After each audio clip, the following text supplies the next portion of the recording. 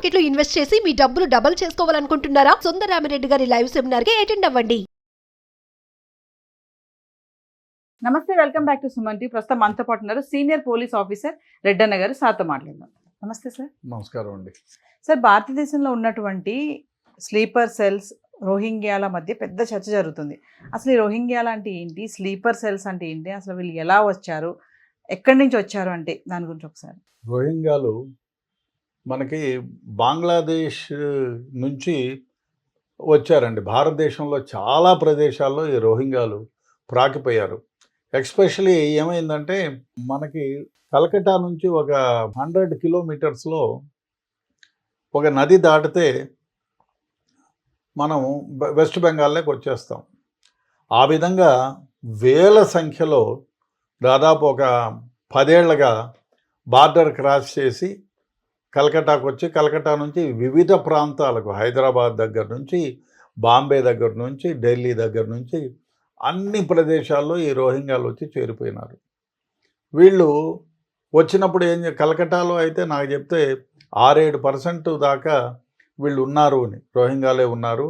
వాళ్ళు స్థిర నివాసం ఏర్పరచుకున్నారు, ఆధార్ కార్డులు తీసుకున్నారు, పాన్ కార్డులు తీసుకున్నారు, అన్నీ తీసుకొని ఉన్నారు. ఇక్కడ హైదరాబాద్లో కూడా మనము 2007లో ఐ థింక్ బాంబ్ బ్లాస్ట్ జరిగినప్పుడు మేము ఒక డోర్ టు డోర్ సర్వే చేసి చూస్తే దాదాపు 10,000 పై చిలుకు మంది ఇక్కడ కలకత్తా వెస్ట్ బెంగాల్ నుంచి వచ్చిన వాళ్ళు ఇక్కడ ఉన్నారు. అందులో చాలామంది వెస్ట్ బెంగాల్ నుంచి కాదు కానీ అక్కడి నుంచే వచ్చేసి ఇక్కడ స్థిర నివాసం, అంటే ఇక్కడ స్థిర నివాసం ఏర్పరచుకున్నారు.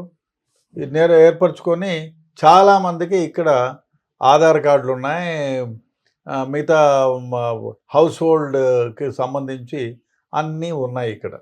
అంటే ఆధార్ కార్డులు, పాన్ కార్డులు అన్నీ సృష్టించుకున్నారు. వాళ్ళు ఏం చేసేవాళ్ళంటే ఇక్కడ కలకట్టా నుంచి చాలామంది ఇక్కడ గోల్డ్ వర్క్ చేసేదానికి ఉన్నారు. హైదరాబాద్ ఓల్డ్ సిటీలో, మిగతా సిటీ మొత్తం కూడా వేల కొద్దీ. హైదరాబాద్ అయితే బంగారు, వెండి, నగిషి చేసేవాళ్ళు, వర్క్ చేసేవాళ్ళు దాదాపు ఒక 20,000 మంది ఉంటారు అక్కడ. ఇప్పుడైతే 30,000 మంది ఉంటారు. వీళ్ళంతా కూడా వెస్ట్ బెంగాల్ అని చెప్పి ఇక్కడికి వచ్చి టెస్ట్ చేశారు. వీళ్ళంతా రోహింగ్యాలే. వీళ్ళంతా తూర్పు నుంచి వచ్చిన వాళ్ళే. వీళ్ళందరూ కూడా చెప్పుకోరు ఎక్కడ మేము ఇతర దేశాల నుంచి వచ్చాము అని చెప్పి చెప్పుకోరు. మేమంతా వెస్ట్ బెంగాల్, బంగ్లాదేశ్ అని చెప్పుకోరు. వెస్ట్ బెంగాల్ నుంచే వచ్చామండి అని చెప్పి చెప్తారు. ఎందుకంటే భాష ఒకటే, ఫుడ్ హ్యాబిట్స్ ఒకటే, వాళ్ళు ఉండే రూపము ఒకటే. అందువల్ల గుర్తించడం కష్టం. ఇక్కడికి వచ్చిన తర్వాత ఎవరినో పట్టుకొని ఆధార్ కార్డులు, పాన్ కార్డులు, బ్యాంక్ దీనిలో డీటెయిల్స్ సృష్టించుకొని ఇక్కడ ఉంటున్నారు. వీళ్లకు వెస్ట్ బెంగాల్ నుంచి వచ్చిన వాళ్ళకి చాలా అసోసియేషన్స్ ఉన్నాయి ఇక్కడ. వాళ్ళు అప్పట్లో మేము 2007లో ఈ సర్వే నిర్వహిస్తే దాదాపు 10-12 వేల మంది వెళ్ళారు. అందులో ఇక్కడ రెసిడెంట్స్ ఉండేవాళ్ళు దాదాపు ఒక 5-6 వేల మంది అయితే 2-3 వేల మంది ఎటువంటి వాళ్ళు కాకుండా, అంటే వీళ్ళకు ఇక్కడ ఏ ఠికానా లేదు, వచ్చి ఇక్కడ ఉండి గోల్డ్ షాపుల్లో పని చేసుకొని ఉంటారు. సో ఆ విధంగా వీళ్ళని గుర్తించడం జరిగింది. అప్పుడే వీళ్ళందరినీ కూడా మీ వెస్ట్ బెంగాల్ అయితే వెస్ట్ బెంగాల్కి వెళ్ళిపోమని చెప్పడం జరిగింది. వాళ్ళు నిజంగా అయితే బంగ్లాదేశీయులే.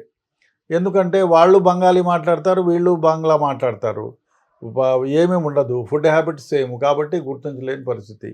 వీళ్ళ ముసుగులో ఇంకోటి ఏమిటంటే భారతదేశంలో అనేక ప్రాంతాల్లో మీరు ఈ స్వీపర్ సెల్స్ ఉండేది అది బహిరంగ రహస్యం. ఎస్పెషల్లీ హైదరాబాద్లో అయితే మరీ ఎక్కువ. ఎందుకంటే హైదరాబాద్ నుంచి పాకిస్తాన్ నుంచి హైదరాబాద్లో ఇచ్చిపుచ్చుకోవడాలు చాలా ఎక్కువ ఉన్నాయి, చాలా ఎక్కువ ఉన్నాయి. సో దాంట్లో ఏమైపోతుందంటే చాలామంది అనేక కారణాల వల్ల హైదరాబాద్కు వస్తారు. లాంగ్ టర్మ్ వీసాలు తీసుకుంటారు, మెడికల్ గ్రౌండ్లో వీసాలు తీసుకుంటారు, బంధుత్వం మీద వీసాలు తీసుకుంటారు, ఇక్కడికి వచ్చి ఉండిపోతారు. ఇక్కడ అమ్మాయిల్ని చాలామంది పాకిస్తాన్ అబ్బాయిలు పెళ్ళిళ్ళు చేసుకున్నారు. ఇక్కడ అబ్బాయిలు కూడా పాకిస్తాన్ అమ్మాయిల్ని పెళ్లి చేసుకుంటారు. సో మనకి సానియా మీర్జా కూడా ఓల్డ్ సిటీ అమ్మాయి, ఆ అమ్మాయి కూడా పాకిస్తాన్ అబ్బాయిని పెళ్లి చేసుకుంది. సో ఆ విధంగా ఇక్కడ ఉన్న వాళ్ళల్లో చాలామంది స్వీపర్ సెల్స్ కూడా ఉన్నారు. అది అప్పుడెప్పుడో నందరాజ్ గౌడ్, పాపయ్య గౌడ్, శ్రీనివాస్ గౌడ్ మర్డర్ జరిగినప్పుడే దాన్ని ఇన్వెస్టిగేట్ చేస్తే ఇక్కడ పాకిస్తాన్లో ట్రైన్ అయ్యి వచ్చిన వాళ్ళు ఇక్కడ ఉన్నారు అనేది అప్పుడు గుర్తించాం, కేసులు ఎఫ్ఐఆర్ కట్టాము, వాళ్ళని అరెస్ట్ చేసాం, రిమాండ్ చేసాం. తర్వాత ఎక్కడెక్కడో అనేక కారణాల వల్ల పాకిస్తాన్ బార్డర్లో కొందరు, మరి ఇక్కడ కూడా కొన్ని ఎన్కౌంటర్లో కొందరు చనిపోయారు. ఇక్కడ తీసుకుంటే స్లీపర్ సెల్స్ని మనం గుర్తించలేము. ఎందుకంటే పాకిస్తాన్ నుంచి వచ్చిన వాళ్ళైనా ఓల్డ్ సిటీలో వాళ్ళ భాష ఒకటి, రూపం ఒకటి, వేషభాషాలు రూపాలు ఒకటి అయిన తర్వాత ఫుడ్ హ్యాబిట్స్ సేమ్. అదేవిధంగా వీళ్ళు ఉదయం నుంచి సాయంత్రం దాకా నమాజ్కి పోతారు, వస్తారు. కాబట్టి వీళ్ళను గుర్తించడం మహా కష్టం. అదేవిధంగా ఓల్డ్ సిటీలో ఇంకొక దారుణమైన వ్యవహారం ఏమంటే, మనకి అన్ని విధాల అనువైంది. వాళ్ళు 5 సార్లు నమాజ్కి పోతారు, వీళ్ళు 5 సార్లు నమాజ్కి పోతారు, వస్తారు. వీళ్ళను గుర్తించడం కష్టం. అదేవిధంగా ఓల్డ్ సిటీలో ప్రతి ఇంటికి కూడా మనం ఒక నంబర్ ఉంటే 10 బై నంబర్లు ఉంటాయి. ఆ ఎవరు ఉంటారో తెలియదు. ఒకవేళ పోలీసులు సెర్చ్ చేయాలన్నా కష్టం. ఎందుకంటే గోషా పరదా పద్ధతి ఉంది. వాళ్ళని మీ పరదా తీయాలా చూడాలంటే కూడా మహా కష్టం, అది కాని పని. అందువల్ల వాళ్ళని ప్రతి ఇంటికి పోయి చెక్ చేసేది కూడా ఉండదు. అందువల్ల పాకిస్తాన్ నుంచి వచ్చిన వాళ్ళు ఇక్కడ స్థిర నివాసం ఏర్పరచుకొని ఇక్కడ వాళ్ళకి ఇంకా మనకు హవాలా ద్వారా, హవాలా మనీ హైదరాబాద్లో ముఖ్యంగా జరిగేది ఓల్డ్ సిటీలోనే. దాదాపు ప్రతిరోజు ప్రతినిత్యం 500 కోట్ల వరకు హవాలా ట్రాన్సాక్షన్ జరుగుతాయి అంటే నమ్మశక్యం కాదు మనకి. ఆ విధంగా ఓల్డ్ సిటీ వాళ్లకు హవాలా ద్వారా మనీ వస్తుంది. వివిధ ఆర్గనైజేషన్ల నుంచి, వివిధ ఆర్గనైజేషన్స్ ఎవరైతే ఉన్నాయో ఈ టెర్రరిస్ట్ ఆర్గనైజేషన్స్ వాళ్ళకి ఫండింగ్ వస్తుంది. ఇక్కడ ఉండేదానికి ప్రాబ్లం లేదు.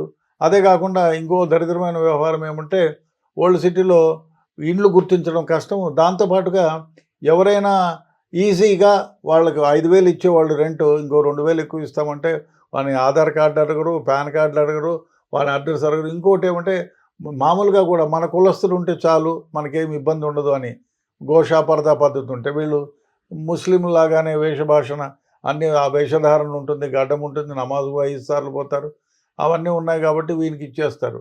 వెరిఫై చేయరు.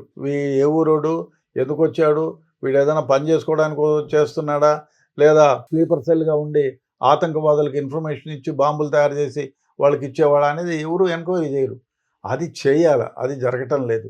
మనం ఇంతకుముందు దిల్సుఖ్ నగర్ బాంబ్ బ్లాస్ట్ నుంచి కూడా అదే జరుగుతుంది. ఇప్పుడు ఆ రోహింగాలు కూడా ఆ విధంగా తయారైతే, ఇప్పుడు ఎందుకంటే పాకిస్తాను బంగ్లాదేశ్ ఒకటి, ఆల్మోస్ట్ ఒకటైపోయినాయి. ఇప్పుడు అంతకుముందు ప్రైమ్ మినిస్టర్ ఉన్నప్పుడు వేరే కానీ ఇప్పుడు ఇద్దరు ఒకటైపోయినారు. అందువల్ల రోహింగాలని, ఈ పాకిస్తాన్ వాళ్ళని కూడా భారతదేశం నుంచి వెళ్ళిపోండి అని చెప్పి ఒక ఆర్డర్ పాస్ చేసినారు. 27వ తేదీ లాస్ట్, అది మెడికల్ దాంట్లో కూడా పోయినా కూడా 27వ తేదీ పొమ్మని చెప్పినారు.